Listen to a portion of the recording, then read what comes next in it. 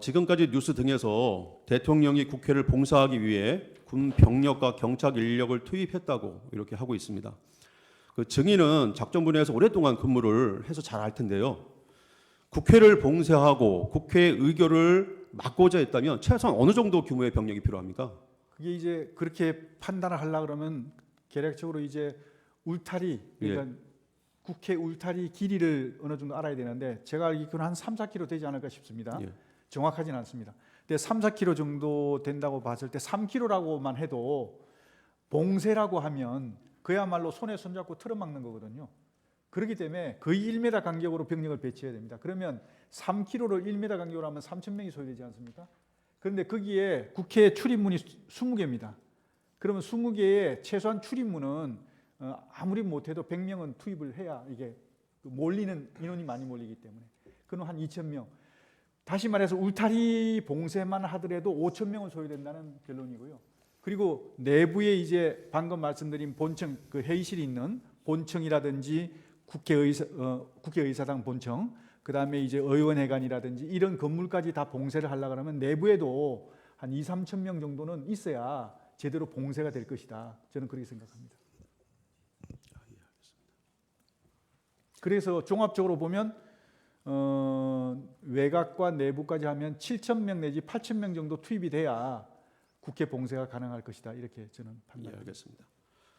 그 418자 국회 국방위원회 진술과 그때 국회 내란 국조특위에서 당시 출동한 특전사령관, 수방사령관, 1공수여단장, 707 부대장 등은 지휘관들이 일관되게 국회에 투입한 병력이 실탄을 휴대한 사실이 전혀 없다라고 진술하고 있는데요. 출동한 부대가 실탄을 휴대한 바 없죠?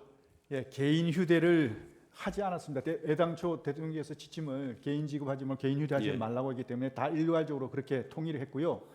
근데 이게 자꾸 헷갈리는 게 뭐냐면 군 부대가 출동을 하게 되면요. 기본적으로 개인 학위하고 실탄을 휴대하는 건 기본입니다. 근데 개인 학위는 놔두고라도 실탄을 휴대하는 방법은 두 가지입니다. 어떻게 하느냐면 실탄을 휴대하는 것은 개인에게 실탄을 지급해서 개인이 휴대하는 방안이 있고요. 또 하나는 대대급이나 대급에서 통합 보관을 하고 있다가 필요할 때 지급하는 방법이 있습니다. 그런데 이번에는 안전 문제 때문에 개인에게 지급하지 않고 통합 보관했다는 것입니다. 예. 그래서 이거를 자꾸 이제 언론에서도 왜 실탄 가져갔는데 안 가져갔다 그러냐 이렇게 얘기하는데요. 가져가긴 가져갔죠. 그런데 통합 보관했다는 겁니다. 통합 보관해서 대대급이나 대급이 그 통합 보관한 상태에서 휴대를 한 것이죠. 그런 차이가 있다. 개인이 휴대한 바는 없지 않습니까? 그렇습니다. 그 개인 휴대 안 한 것은 안전 때문에 안 한 겁니다. 예, 알겠습니다. 네. 비상계엄 시에 특전사령관 곽종근은 증인이 곽종근에게 국회로 출동해서 국회 시설을 확보하고 경계하라고 지시하였다고 국회 국방위 등에서 진술을 했는데요. 그런 사실은 있죠? 예, 그렇습니다. 시설을 확보하고 경계해라라는 의미가 국회를 봉쇄하라는 뜻입니까? 그렇지 않습니다. 봉쇄라고 하면 조금 전에도 말씀드렸지만 그야말로 손에 손잡고 꽉 틀어막아서 아무도 못 들어오게 만드는 거, 그걸 봉쇄라고 합니다. 예. 그렇게 봉쇄하는 것이고 그렇기 때문에 봉쇄를 하려고 하면 그만큼 병력이 많이 소요됩니다. 하지만 이제 확보하고 경계하라는 뜻은 질서 유지에 반하는 인원들이 혹시 접근하는 것을 잘 살펴보면서 경계를 하고 그거 어떤 질서 유지에 반하는 인원들 오면 차단을 시키고 그리고 출입하는 것도 선별적으로 출입을 할 수 시켜도 되는 사람과 안 해야 될 사람은 선별해서 할 수 있도록 하는 게 바로 확보 및 경계입니다. 예, 저희가 좀 시간이 조금 모자라가지고요. 예, 일단은 뭐 간단한 질문들은 예, 아니로 좀 대답을 해주시고 예, 추가적으로 저희가 보충 질문이 필요한 부분은 보충하겠습니다. 예.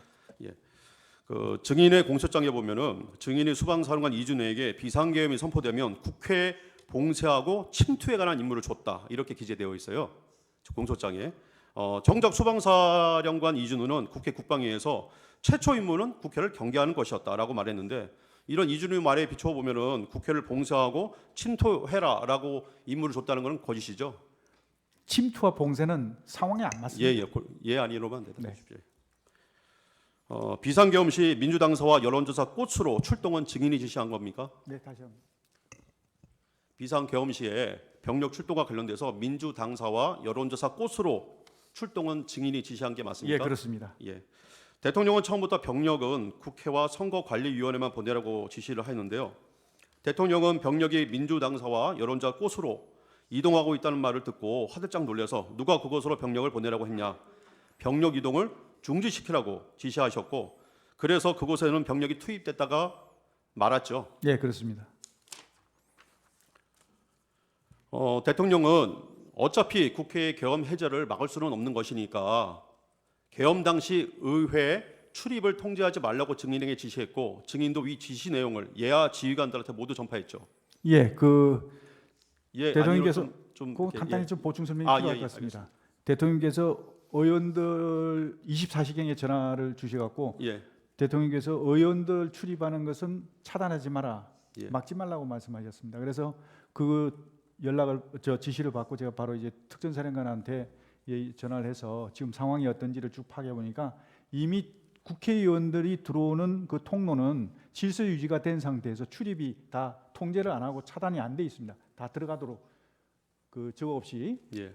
허용이 돼 있었습니다. 그래서 추가적으로 그건 지시할 필요가 없고 다만 이제 반대쪽에 거기에 지금 엉켜가지고 여러 가지 안전 문제가 있어서 그것 때문에 저는 신경을 썼습니다. 예, 알겠습니다. 그 당시 증인은 국회에 병력을 투입한 이유가 국회 봉쇄나 침투가 아닌 국회 질서 유지였고 따라서 처음부터 국회를 봉쇄할 계획은 없었죠. 불가능한 얘기입니다. 예. 증인의 공소장에는 대통령이 수방사령관 이준호에게 2024년 12월 4일 00시 30분부터 01시경까지 경에 전화를 해서 본회의장으로 들어가서 사명 일개조로 한 명씩 들쳐업고 나와라라고 지시했다고 기재되어 있습니다. 예, 대통령이 증인에게 국회의원들 출입 통제를 하지 말라고 지시한 사실에 비춰보면 이준호의 이런 공소장 기재는 사실이 아니죠. 제가 이해가 안 가는 게 24시경에 대통령께서 전화 주셔갖고 국회의원들 출입하는 것은 차단하지 말고 막지 마라 그렇게 말씀을 하셨는데 불과 20-30분 후에 반대되는 말씀을 하셨다는 게 이해가 안 갑니다. 그리고 또 그런 지시를 하시려면 저를 통해서 하시지 않았겠습니까? 예, 알겠습니다. 다음 질문하겠습니다. 국회 소추단 주장과 검찰 공소장에 따르면 대통령이 또다시 수방사령관 이준호한테 전화해서 아직도 못 갔냐? 뭐 하고 있냐? 문 부수고 들어가서 끌어내. 총을 쏴서라도 문 부수고 들어가서 끌어내라. 라고 지시한 것처럼 기재되어 있습니다. 같은 공소장 기재의 내용에 의하더라도 당시 수방사 병력 중에 35특임대 37명만이 겨우 국회 울타리를 넘은 상태였고 나머지 병력은 다 여의도 한강공원, 그다음에 인근 도로, 서강대교 위에 위치하고 있었습니다.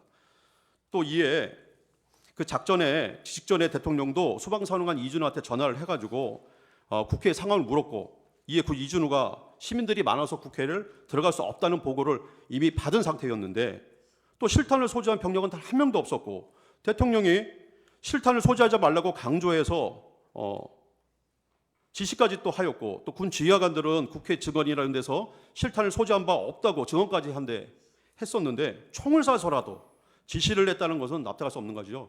맞습니다. 예.